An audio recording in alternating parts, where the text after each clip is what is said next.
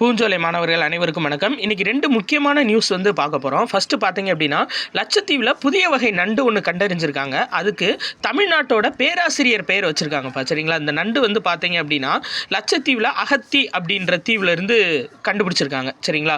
இது மொத்தம் 3 மில்லிமீட்டர் தான் அந்த நண்டு வளரும். இந்த நண்டு 3 மில்லிமீட்டர் தான், அதாவது இந்த பேனா இந்த அளவு தான் இந்த நண்டோட வளர்ச்சியே. ஸோ இது ஸ்குவாட் வகை லாப்ஸ்டர் கலாத்தியா அப்படின்ற ஒரு இனத்தை சேர்ந்த நண்டு அப்படின்னு சொல்கிறாங்க. அண்ணாமலை பல்கலைக்கழக பேராசிரியர் இந்த கடல் உயிரியல் துறையில் நிறைய குறிப்பிடத்தக்க பங்களிப்பு நிகழ்த்தியிருக்காரு. ஸோ இதுக்கு அவரோட பேரே சூட்டியிருக்காங்க. இந்த கலாத்தியா அப்படின்ற இனம்ன்றனால கலாத்தியா ப்ளஸ் பாலசுப்ரமணி அப்படின்னு சொல்லிட்டு அவரோட பேரை சூட்டியிருக்காங்க, சரிங்களா? அப்போ லட்சத்தீவில் கண்டறியப்பட்ட இந்த புதிய வகை நண்டோட பேர் என்ன அப்படின்னா கலாத்தியா பாலசுப்ரமணி.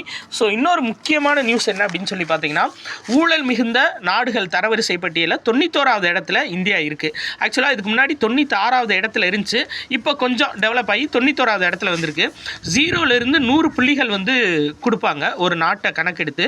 அதில் எந்த நாடு அதிக மார்க் வாங்கியிருக்காங்களோ அது ஊழலற்ற நாடு அப்படின்னு சொல்லுவாங்க.